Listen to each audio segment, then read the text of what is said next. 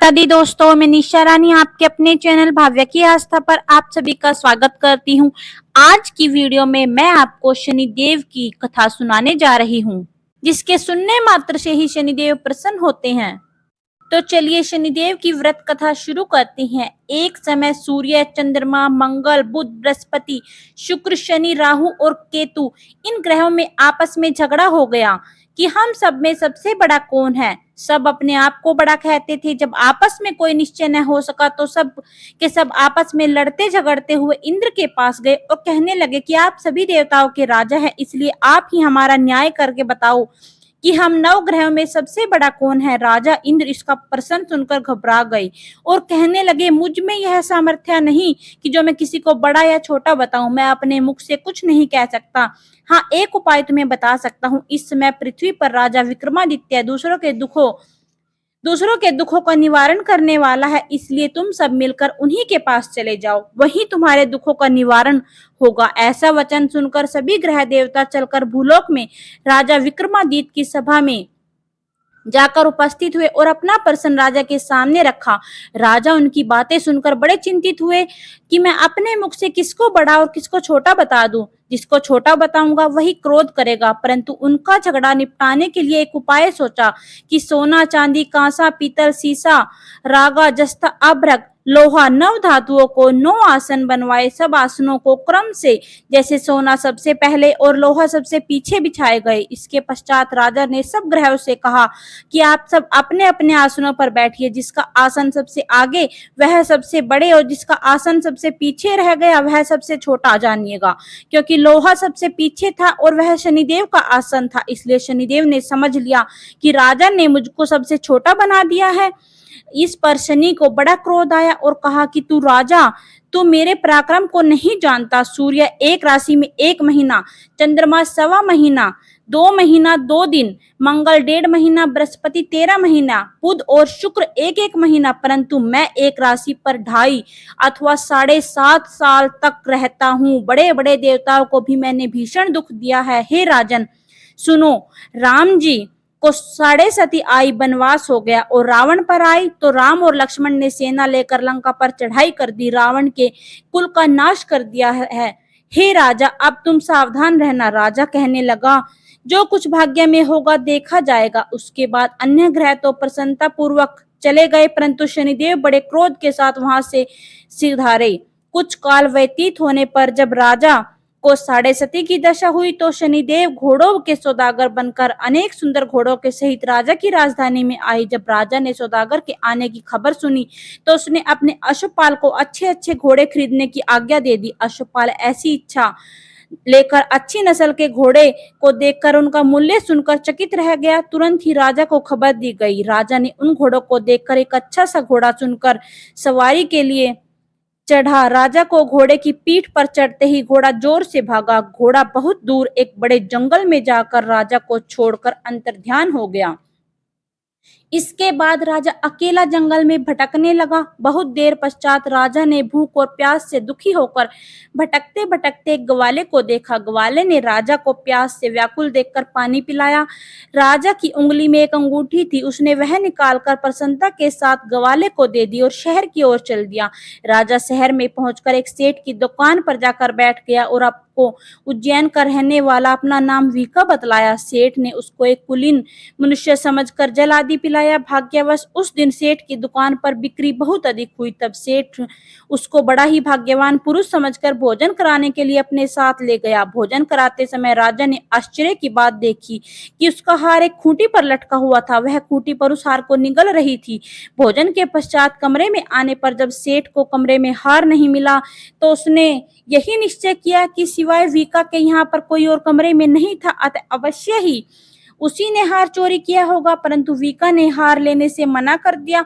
इस पर 5-7 आदमी इकट्ठे हुए और उनको फौजदार के पास लाए। फौजदार ने उनको राजा के सामने उपस्थित कर दिया और कहा, ये आदमी तो भला प्रतीक होता है, चोर मालूम नहीं होता, परंतु सेठ का कहना है कि इसके सिवा घर में कोई आया ही नहीं, तो इसी ने चोरी की होगी। तब राजा ने आज्ञा दी कि इसके हाथ पैर कटवा कर चौरंगिया किया जाए। राजा की आज्ञा का तुरंत पालन किया गया और वीका के हाथ पैर काट दिए गए। इस प्रकार कुछ काल व्यतीत होने पर एक तेली उसको अपने घर ले आया और कोलू पर बैठा दिया। वीका उस पर बैठा बैठा अपनी जुबान से बैल हाँकता रहता था। शनि की दशा समाप्त हो गई। एक रात को वर्षा ऋतु के समय वह मल्हार राग गाने लगा। उस गाने को सुनकर उस शहर के राजा की कन्या उस राग पर मोहित हो गई। दासी को खबर लाने को भेजा कि शहर में कौन गा रहा है। दासी सारे शहर में फिरती फिरती क्या देखती है, एक तेली के घर चौरंगिया राग गा रहा है। दासी के महल में आकर राजकुमारी ने सब वृतांत सुना दिया। बस उसी क्षण राजकुमारी ने अपने मन में यह प्रण कर लिया कि चाहे कुछ भी हो, मैं इस चौरंगिया के साथ ही विवाह करूंगी। प्रातः होते ही जब दासी ने राजकुमारी को जगाना चाहा तो राजकुमारी ने अनशन व्रत लेकर पड़ी हुई थी। दासी ने रानी के पास जाकर राजकुमारी के न उठने का वृतांत कहा। रानी ने तुरंत ही वहां पर आकर अपनी कुमारी को जगाया और उसके दुख का कारण पूछा। तो कुमारी ने कहा, हे माता जी, मैंने यह प्रण कर लिया है कि तेली के घर में जो चौरंगिया है उसी के साथ विवाह करूंगी। माता ने कहा, पगली, यह क्या बात कर रही है? तुझे किसी देश के राजा के साथ ब्याया जाएगा। कन्या कहने लगी, माताजी, मैंने अपना प्रण कभी नहीं तोड़ा और ना तोड़ूंगी। माता ने चिंतित होकर यह बात राजा को बताई। जब महाराज को यह पता चला तो उसने अपनी बेटी को समझाया, परंतु वह नहीं मानी। मैं भी अभी देश देशांत में अपने दूत भेजकर सुयोग्य, रूपवान एवं बड़े से बड़े गुणी राजकुमार को के साथ ही तुम्हारा विवाह करूंगा। ऐसी बात तुम्हें कभी शोभा भी नहीं देती, तुम्हें कभी ऐसी बात सोचनी भी नहीं चाहिए। कन्या ने कहा, पिताजी, मैं अपने प्राण त्याग दूंगी, परंतु अपने प्रण से नहीं हटूंगी और दूसरे से विवाह नहीं करूंगी। इतना सुनकर राजा ने क्रोध से कहा, यदि तेरे भाग्य में ऐसा ही लिखा है तो जैसी तेरी इच्छा वैसा ही कर ले। राजा ने तेली को बुलाकर कहा कि तेरे घर में जो चौरंगिया है उसी के साथ मैं अपनी कन्या का विवाह करना चाहता हूँ। तेली ने कहा, यह कैसे हो सकता है? कहाँ आप राजा और कहाँ मैं एक नीच तेली? परंतु राजा ने कहा कि भाग्य के लिखे को कोई टाल ही नहीं सकता। अपने घर जाकर तू विवाह की तैयारी कर। राजा ने उसी समय तोरण और बंधनवार लगवाकर राजकुमारी का विवाह चौरंगिया विक्रमादित्य के साथ कर दिया। रात्रि को जब राजा विक्रमादित्य और राजकुमारी महल में सोए तो आधी रात के समय शनिदेव ने विक्रमादित्य को सौंपन दिया और कहा, कहो राजा, तुमने मुझको छोटा बताकर कितना बड़ा दुख उठाया है। राजा ने शनिदेव से क्षमा मांगी। शनिदेव ने प्रसन्न होकर विक्रमादित्य को हाथ पैर दे दिए। अब राजा ने कहा, महाराज, मेरी प्रार्थना स्वीकार करे। जैसा दुख आपने मुझे सौंप दिया था ऐसा किसी और को ना दे। शनिदेव ने कहा, तुम्हारी यह प्रार्थना स्वीकार है। जो मनुष्य भी मेरी इस कथा को सुनेगा या कहेगा उसको मेरी दशा कभी भी किसी भी प्रकार का दुख नहीं देगी। जो भी मनुष्य नित्य मेरा ध्यान करेगा या चींटियों को आटा डालेगा उसके सभी मनोरथ पूर्ण होंगे। इतना कहकर शनिदेव अपने धाम को चले गए। राजकुमारी की आंखें खुली और उसने राजा के हाथ और पांव देखे तो आश्चर्य में पड़ गई। उसको देखकर राजा ने अपना समस्त हाल कहा कि उज्जैन का राजा हूं मैं, और अपना समस्त हाल कहा कि मैं उज्जैन का राजा विक्रमादित्य हूँ। यह बात सुनकर राजकुमारी अत्यंत प्रसन्न हुई। प्रातःकाल राजकुमारी ने अपनी सखियों से पूछा, उसके पति का समस्त वृतांत कह सुनाया।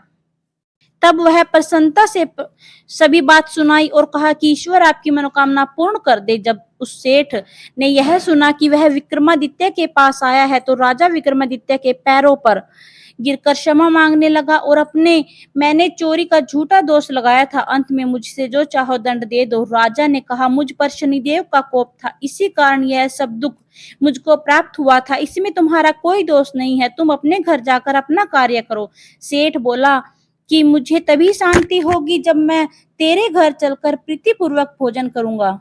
राजा ने कहा, जैसी आपकी मर्जी हो वैसा करे। सेठ ने अपने घर जाकर अनेक प्रकार के सुंदर भोजन बनवाए और राजा विक्रमादित्य को प्रीति भोज दिया। जिस समय भोजन कर रहे थे वह अत्यंत आश्चर्य की बात सबको दिखाई दी कि खूंटी पहले जो हार निगल गई थी अब वह हार उगल रही थी। जब भोजन समाप्त हो गया सेठ ने हाथ जोड़कर बहुत सी मोहरे राजा को भेंट कर दी और कहा, श्रृंकवरी नामक कन्या है, उसका प्राणी ग्रहण करो। इसके बाद सेठ ने अपनी कन्या का विवाह राजकुमार के साथ कर दिया, बहुत सा दान दहेज दिया। इस प्रकार कुछ दिनों तक वहां निवास करने के पश्चात विक्रमादित्य ने शहर के राजा से कहा, अब मेरी उज्जैन जाने की इच्छा है। फिर कुछ दिन बाद विदा लेकर राजकुमारी मनभावनी सेठ की कन्या श्री कंवरी तथा दोनों जगह से दहेज प्राप्त कर अनेक दास दासी रथ और पालकियों सहित विक्रमादित्य उज्जैन की तरफ चले। इस शहर के निकट पहुंचे तो पूर्ववासियों ने राजा के आने का बड़ा सम्मान किया। समस्त उज्जैन की प्रजा अगवानी के लिए आई थी। तब बड़ी प्रसन्नता से राजा ने अपने महल में पधारे। सारे शहर में बड़ा भारी महोत्सव मनाया गया। रात्रि को दीपमाला की गई। दूसरे दिन राजा ने शहर में यह सूचना करवा दी कि शनिचर देवता सब ग्रह में सर्वोपरि हैं। मैंने इनको छोटा बतलाया, इसीलिए मुझे यह दुख प्राप्त हुआ। इस कारण सारे शहर में सदा शनिश्चर की पूजा करी जाए। इस कारण सारे शहर में शनिश्चर की पूजा और कथा होने लगी। राजा और प्रजा अनेक प्रकार के सुख भोगने लगी।